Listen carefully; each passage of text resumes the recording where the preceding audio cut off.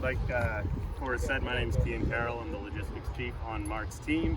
This is Shane Derhousoff. He's my mentor for the year with logistics. And yeah, we'll start. We'll do a tour. Please let me know if we're moving too quickly. And if you have any questions about the camp itself, I'll be happy to try and answer them for you. So we can start, and just let me know if we need to stop anywhere so you can take some photos or anything you'd like to do.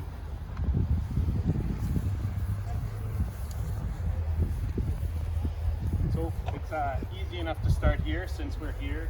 These three compartments are traditionally known as sleeper trailers. One of them we've had to convert into a closed door office to allow a bit more privacy on calls, things like that. The other two sleepers are designated for COVID isolation and for people with health issues, sleep issues, things like that, to provide a bit more of a comfortable environment. But as you can see, it's fairly few of those rooms. We try to get everybody into the other area where I'll be leading you to. So we can keep on moving in this direction.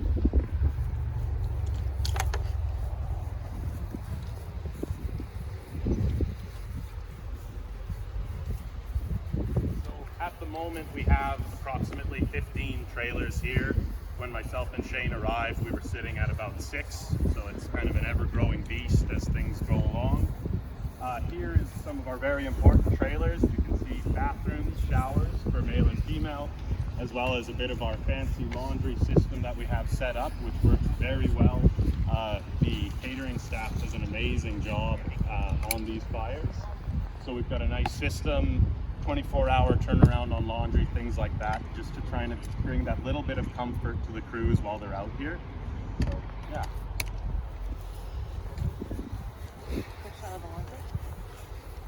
And please, for the folks with the tripods, let me know if I'm moving too quickly or anything like that. I realize we're hopscotching. Yeah, it's like by the time maybe just to give us a second to set up before you start talking. Okay, no, that's perfect. I obviously have not spent much time in front of a camera, as you might tell. No worries. Can we go a little bit closer to that? Absolutely, absolutely. Okay, cool. Really, there's no issue. We'll keep out of buildings, obviously, unless you need to use the bathroom, then please do. But yeah, and I'll happily try and accommodate with the setup.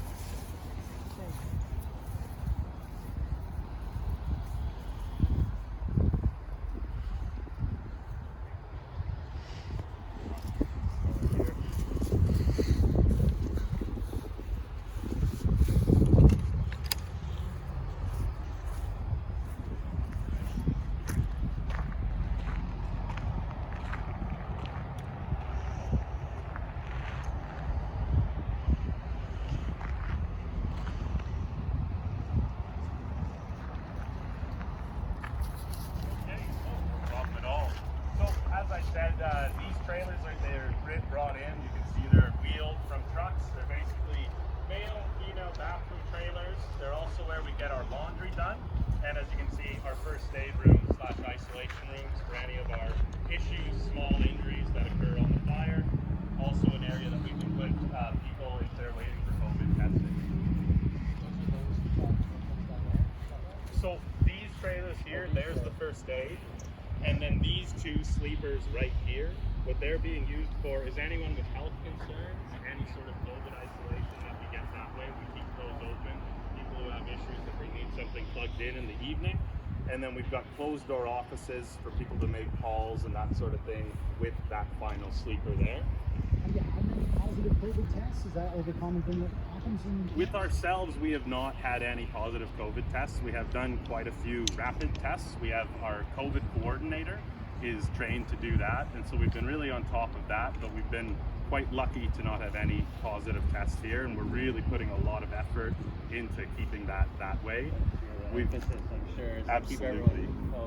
We've had visits from Interior Health as well as WorkSafe BC, which has really helped kind of guide us in areas that we were maybe lacking a little bit, but it's been a great job so far.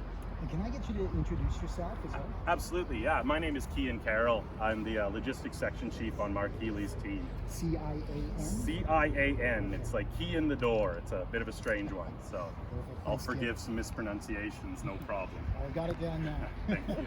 Sorry, Brady, I interrupted your clip. Take a minute to shoot whatever you'd like and just let me know when you're ready and we can start moving around to kind of where the office trailers, where our sections tend to be. Ballpark, how many rapid tests have you guys done since you've been here on site? I would have a tough time giving you that number just because our COVID coordinator takes care of that. But yeah, I'm sorry, I wouldn't be able to give you a good number there. Sorry. Thanks. This is a pretty high traffic corner. Are you finding it difficult with all the public and traffic? The public has actually been quite supportive. The few bips of the horn, things like that, showing their support. It is a busy street. Obviously, you can see the right turn only sign that we have to enforce, but really it's just signage, things like that. We found that the locals in the area have been very patient with us and have been really supportive, especially the city of Vernon. They have been great with everything we've asked for when it comes to getting things set up within the camp, how to improve just comfort of living or efficiency. They've been there every single time. It's been really nice. How long does a firefighter stay, day after day on a fire before they get some rest? So 14 days is our traditional deployment. After that, you will take 2 days off and then 2 what we call regular duty days or office days, or you can take 3 days off in an office day and then you'll head back out again. So for myself and Shane, this is our third 14-day stints in a row that we've done now. So just 4 days in between each. And so you try and rest as much as you can on those 4 days off, catch up on home life, and then back out again. I wonder if you could just talk about what that grind is like. To be honest with you, I hate to speak to it when considering the real grind is on the crews. They're the ones that are out there in the smoke and the ash for that same 14-day period. For myself, you're tired. It's the team around you that carries you through, that offers that support. We've got an amazing team between all of us, and it's just relying on other people. Having other people remind you to take breaks because you're too tired to remember to take that break. We all depend on each other, and it's a great support network. But I would much rather the crews answer that grind one because they're the ones that truly are in that grind day in and day out. And we just try to offer them as much comfort as we can when they get back, basically as much normalcy as possible. They come back every night? Every night, yeah. How long a day? Like what time do they head out in the morning? Traditionally, on this fire here, it's been 14 and 15-hour days, and quite often up into that 16 and beyond. So crews tend to be rolling out 5:30 in the morning, and then they're not getting back in until 8:30, 9 o'clock at night. It's a very full day for them out there. Have they commented on anything just regarding social media posts of them not doing enough? I guess I wouldn't really speak to that just because I haven't had a chance to communicate with a lot of them. I find we've been so busy in our logistics section trying to get things set up, but I think that would be a great question when you get that chance to talk to the crews, because I don't want to speak for them on that side of things too. Okay, maybe we'll pack up, we'll find another, and I won't move as often now that I realize the sort of setup that's required. So I'm learning as we go. Thanks.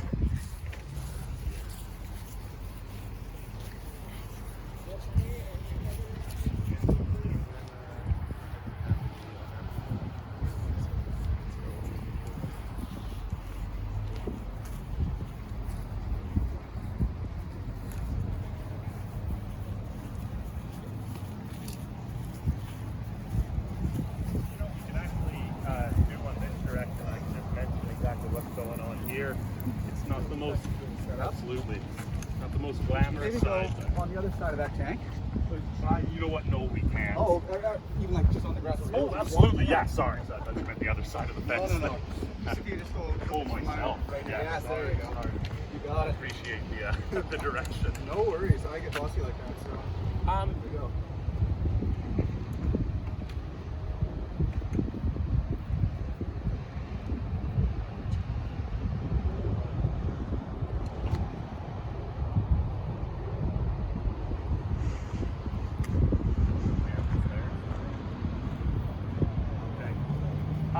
So again, just the way our camps are run, they're quite self-sufficient. You can see here all the septic systems, propane, water that is set up so that we can run our camps in an isolated area. We've been very lucky, and it goes back again to how cooperative the city of Vernon has been. We've been able to do some things where we're running off of the city's water and septic, which has made life incredibly easier, but just figured it would be good to understand that we are completely self-sufficient in these camps. We set them up. We're able to run in very remote areas versus in these busy areas, and it's quite the setup that goes on as we grow. So.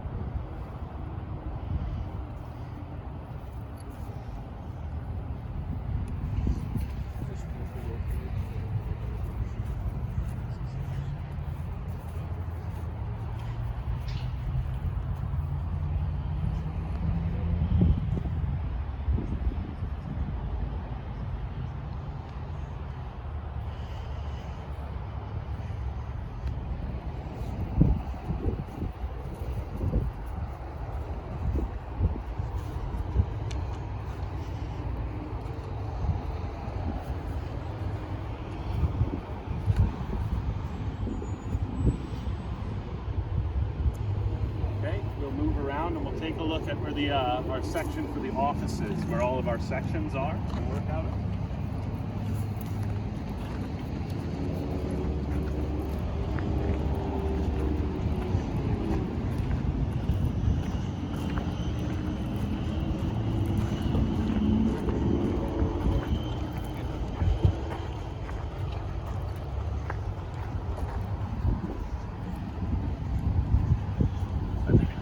Somewhere like here, I think it'll be a good spot to catch quite a bit of what we'd kind of consider the heart of the camp.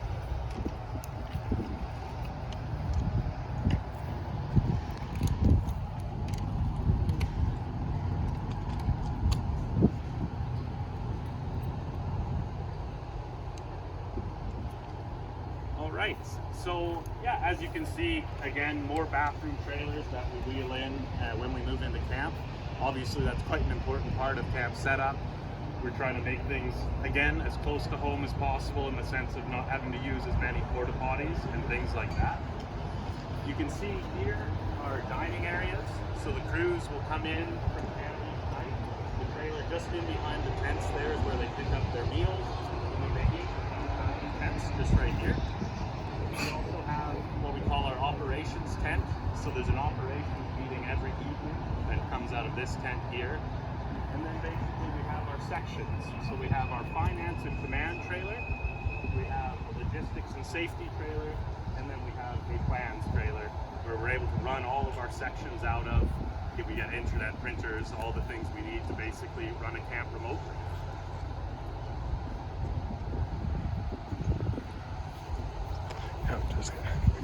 So we'll have Neil, who's our Structure Protection Branch Director. So if you have any questions with Structure Protection Branch, I know that's been a hot topic for sure. So again, if anyone's interested in an explanation on at a higher level what Structure Protection does from the wildfire side of things, I just gotta let him go back and do his job. So we'll interject with him here, and so I don't know if there's any specific questions, we can just go for it. Whoever wants to go. What's the most important thing you're doing out there right now? Well, we are triaging all the areas that are affected by fire and looking at the homes and triaging them to protect them as well. So working with all the unit crews that are out there, we support the plan burns off, and then we protect these structures, and we have a couple of different methods we use to protect them. So for someone who has no concept as to how we do that, just describe what that means. Well, you know, it really starts with the homeowner. We really need people that live in these areas, and it doesn't matter if you're urban or rural, or interface or intermix. We really need to start with a fire-smarted property to be effective. And so we look at these properties and see who's been working on their own property, and then we come in and do some fire smarting ourselves, and then we decide whether we need to, what kind of protection we need for that place. So fire smarting, that means doing what to your property? It means keeping all those fine fuels away from your structures. It means not letting combustible vegetation grow right next to your property. And we're talking 5 feet away is all we need. But also combustible lawn furniture, even a doormat can take out a house if it's allowed to burn. So, you know, if an ember lands on a mat, it can take out a house. So that's all the fire smarting we need to do in some places, and some places require more in the sense that we have to set up sprinklers as well. How fire smart are the properties that you're attending? Are people taking those proactive measures, or are you finding a lot of people who aren't? You know, we see quite a mix out there of what we call a standalone property, which really we have to do little or no work at all to the very end of the scale, where there's so much work there we probably can't protect that property. After speaking with the incident commander, I just had asked properties on West Side Road, how in danger are they? And he had mentioned that there was potentially fire in some backyard. Well, fire is backing down onto some of the properties on West Side Road, and we have both structural defense and structural protection crews all along that road protecting those properties. Can you talk about some of the challenges when people don't leave their homes? You know, it is a challenge for us because our concern now becomes focused, not protecting the property, protecting them. So it does make our job more difficult when people are there, and I understand, you know, they're there to protect their property, but it makes it hard for us. So, and then if the fire front does come through, we're more worried about them than starting up our sprinklers or getting our structural defense crews in to protect their property. So it does make it quite a bit difficult for us. More specifically, the hoses on the street. Can you talk about how they can't obviously be driven over once they're started up? Well, they are. They're pressurized, and they're actually quite a high pressure, and so driving over these hoses will pop them, which then takes away our protection. Neil, can you just say and spell your first and your last name for us and your title? Neil Moroz, Neillmoroz, Structural Protection Branch Director. Thank you. When you put structural protection units and irrigation sprinklers and hoses at the property, when there's a break, 6 fire and gusting winds that blows through, are those how do those work when a firestorm comes through? I'll take it back to it. It all depends on how fire smart that property is. So, can we be effective in rank 5 and 6? Yes, but it all depends on what the homeowner's done previously to protect their own property. So, how green it is around it, how much fine fuel combustibles around that property. So, if we have a chance, yes. So a structural protection unit at a home could withstand a firestorm like that, but maybe it wouldn't necessarily. Would that be accurate? Yeah, it wouldn't be 100%, that's for sure. So it all depends. Like if you read the fire smart manual, non-combustible roofing, non-combustible siding, and then again the fine fuels around the house make all the difference in the world. If people set up their own sort of structural protection with like irrigation sprinklers on their roof, I know in some communities around Kamloops, Logan Lake, for example, the fire chief and the fire department help people set up and do that. Does that help the BC Wildfire Service in any way in terms of alleviating maybe resource needs when you are actioning a fire? Yeah, people that have done their own protection, we actually go in and make contact with them if they're there and enhance that, or give them suggestions how they can improve their the protection they have on their property, and if they need some stuff from us, we'll absolutely give it to them. So. Can you describe what the hosing does and like how you set up sprinklers and what that looks like? So what we're trying to do is create this humidity bubble around the structure. Fire is lazy, so it's going to take the path of least resistance. So when we create this humidity bubble, the fire front comes in and it goes around this humidity bubble, protecting the home. So are these sprinklers like, are they kind of misting, or are they more like what? They are irrigation sprinklers that you'd buy at any irrigation store. Impact sprinklers, butterfly sprinklers. We have quite a number, and they range in size from 5 gallons a minute to 100 gallons a minute. So we've got everything for every situation. So in terms of structure protection, how much does it fall on like the BC Wildfire Service to protect homes, and then how much does it fall on like the municipal fire departments, and maybe can you just walk me through So if we're working within a municipality, BC Wildfire does take the lead in structural protection, but when we work within a municipality or a protected zone, we work with that fire department to help them. When we are falling outside a protected area, it's still all BC Wildfire, but we have to call in some crews, contract and fire department crews to assist us in deploying this equipment.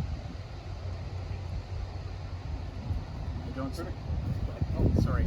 Obviously, you haven't been to Monty Lake, with evacuation over there since many homes burned down in there in Paxton Valley. But do you have any insight into, why specifically some of those homes would have burnt down? Would have had anything to do with people staying behind and potentially getting in the way? That's probably not a great question for me fire behaviors will tell you that how that fire moved through there. I can tell you that when we go and investigate why a house is standing and why a house is burned, it's usually got to do with fire smoke. Thanks for the answer. When all is said and done, what's the cleanup process? What does that look like? Wow. It's not, it is days and days and weeks of work of packaging up all this equipment, rolling all that hose. And we don't just send it back. We have to repurpose this and move on to the next part of the fire or the next fire. So we really have, hundreds, thousands of lengths of hose out there, hundreds and hundreds of sprinklers, and all the devices that go with that, pumps. And so we've got to, as the fire threat diminishes, we repurpose that from one area of the fire to another. And then when we're done here, we'll package it back up into our trailers and send it to the next fire. Is there a set number of homes like you have equipment to protect, like for this fire? We don't have a set number. We bring in all the equipment we can to protect what we think needs protection. So we're talking like 100 or 200, or is there a rough estimate of? Right now we probably have over 300 homes protected with sprinklers, but we have over 1,000 protected with wet lines and fire trucks. So engines and tenders that are looking for hot spots and embers transferred to keep those houses safe. So it's hard to put just a number on it, but literally in this fire alone, there are thousands of homes being protected.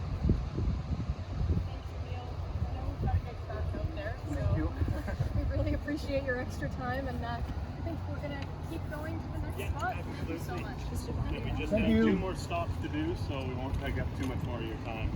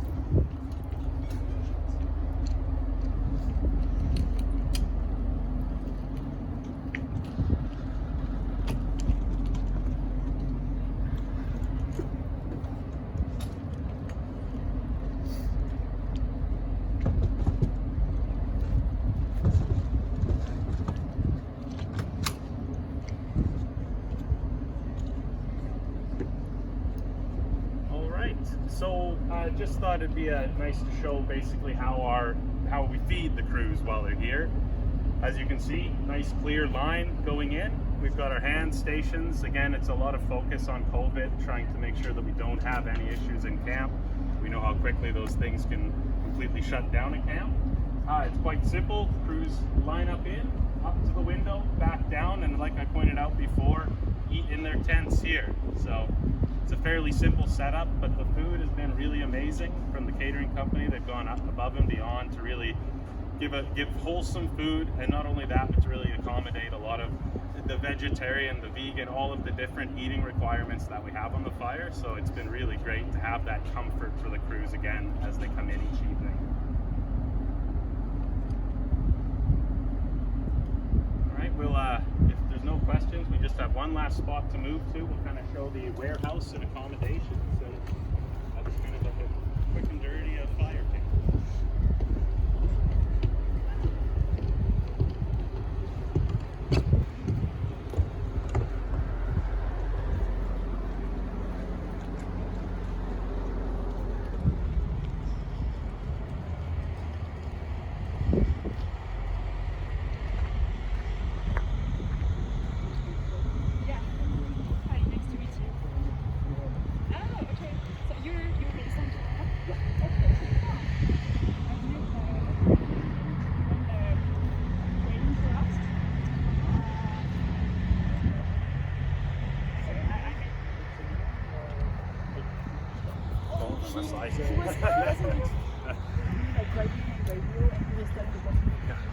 Don't worry, we have a great lost and found in the logistics trailer.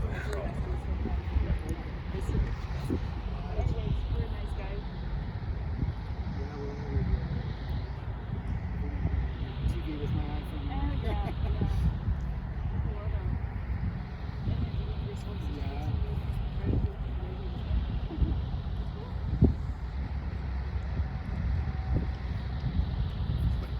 The rest of the group to come there. And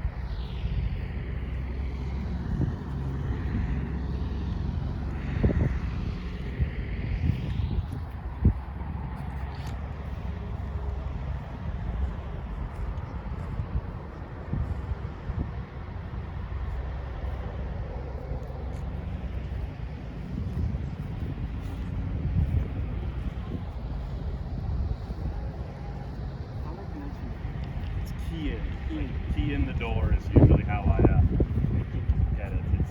It's an Irish. Carol, exactly. Yeah, hard C's all around. Sorry if you just said this, I'm not sure how many personnel are staying? So at camp right now, we're at approximately about 330 people. And of those, you would have, I would say, at least 315 would be sharing these accommodations right here. So I just think it's an important one to show to everybody. I think sometimes there might be confusion around where the crews do end up spending their nights after that 16-hour day, as well as the support staff, including our IC, including everyone that works at camp. So you can see this is Camp Vernon, as we're maybe going to start calling it. Everybody stays in their tents. We try to make it as comfortable as possible by providing sleeping mats and disposable sleeping bags, anything that anybody would need in that department. But yeah, as I'm sure anyone who's gone camping understands, you don't always get as good of a rest in your tent as you would in your own bed. So again, that plays into that fatigue that wears on the crews over time. They do an amazing job with it. The way they stay positive is always impressive to me. And yeah, I think it's just important that everybody knows that they're working a 16-hour day and they're going to do 8 hours in their tent, and then they're back out on that line again for tomorrow. Does anybody need to re-say that? Yeah, actually the whole Yeah? the shift, the week, everything, like what, Oh boy. how many days off people get, that kind of thing. Okay. Typical work week for a firefighter out here. Sure, absolutely. I'll see if I can remember what I just said. I didn't there. realize we were jumping into it that's when I okay. asked, so That's sorry all right. for everybody else. I'm obviously not used to this, so just getting learning as we go. None of us are either, because COVID, right? We've done this for Absolutely, ages, so yeah. good to see Not how it intimidating at all either, folks. Just letting you know. Yeah, so basically our crews, all of the staff work 14-day shifts. Within those, you're going to work about a 14 to 15-hour day and up to 16, depending on the situation out on the fire line. We get 8 hours minimum clear, and then we go back out on the fire line for the next day. All of our crews stay in their tents while they're here.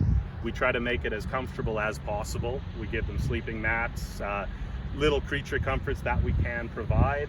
A lot of the crews are old hand at this now, and they bring lots of different creative things like USB powered fans and all if you can think of it, there's a crew person who's purchased it to try and make life a little bit more comfortable on that downtime. And to be honest too, the parking lot, funnily enough, becomes quite the hangout spot in the evening because we've got AC in those trucks. So you'll see a lot of crews having their debriefs around their trucks, trying to, again, just unload the day, try to get it off of their heads and be clear for the next day. In terms of the heat and things, I know we're going to experience high temperature the next couple of days. Is there anything you do in particular to help those You know, there really isn't a lot that we can do. We have deep freezes where we freeze water bottles. We have ice packs. We've got a lot of things like that. At the end of the day, it's really, there's no way to beat the heat but leave the vents open in your tent and hope that it cools down a bit during the evening. It's a difficult part of firefighting, but it's something the crews deal with on a daily basis, and they do a great job with it. You know, those creative solutions. You mentioned there's 330 personnel who are staying at this camp. I'm just curious, you know, if you have a general sense of where those crews are from who are staying here right now, and when they go out during the day, you know, the White Rock Lake fire, some of the boundaries are closer than others. So how far might they go actioning that fire? So, you know, wildfire staff you're going to have from all across the province. We've got crews from Terrace, we have crews from Pemberton, you know, so that's going to be across the province. The same with the SPS side of things. They're coming from everywhere within the province. And I'm sorry, I missed the last That's structural part of that protection question. specialist, SPS. Yes, right? sorry, structural protection. The last part of it is, you know, I suppose they're all actioning the White Rock Lake blaze being the closest to us, and some boundaries are obviously closer than others. So how far out on that fire might some personnel go from this camp in Vernon? You could have crew people driving over an hour and a half to get to the far reaches of the fire. It's very much a difficulty of the logistics of things. What Shane and I deal with on a daily basis is that distance between everything and how to get stuff out to people. But you can have people driving, as far as an hour and a half, an hour and 40 minutes to get there to where they're going to be working for the day. Is there a camp in Kamloops that's also working in the White Rock Lake fire that they can do that? There is a camp in Kamloops there, and that is part of our, as Mark had said earlier, that advanced planning, that thinking further and further ahead. Where does the next camp need to be to support that portion of the fire? That plan is always in place and always kind of being developed as we see where the fire moves to and what options we have for that. Go ahead. Does the same crew tackle like the same area every day, or are they kind of all over the place? It's kind of, like Mark said, it's a very fluid environment. It really, the priorities of the day, the resources that crew can offer. So it's a very fluid, it does change quite often. However, once a crew does get to learn an area, we will obviously try to keep them working in that area as long as we can because they know the area. Yeah, and you mentioned it a second ago before we started recording here, but you know, you work 14 days in a row, and probably many, if not all of those, are 16-hour days for the crews here, and you come and sleep in a tent. The roads are right nearby. There's no insulation from any noise. So how challenging is that for, you know, the huge mass of personnel who are staying? You know, it's a challenge, but it's a challenge that everyone is quite used to and has stepped up to year in and year out. Funnily enough, you'll learn in camps like this, steady noise is much more bearable than unpredictable noise. So something like a street, while you think it might be quite difficult to deal with, it's steady all night, and it's just like white noise, like a fan running in your bedroom. Yeah. One other question is, they mentioned earlier that about 40 personnel, close to 40 personnel from Alberta were coming to BC, and 151 from Quebec on Saturday. Are any coming to this fire into this camp? We will have to wait and hear on that. There definitely is a plan to move some resources this direction, but I wouldn't want to speak out of turn as to what that is and give bad information. I guess how old are they in majority? It's really young. How old are they? Yeah, you know, the crews, you're gonna have obviously as young as 18, and I would probably say for the most part on the crews, the average age is 25 to 27. Perfect. Thank you. Thanks very much, Taylor. Yeah, I think this is our last stop on the tour here, everyone. So it'll be kind of time to start packing things up and heading out. Getting your last few shots in. Sorry, Keith.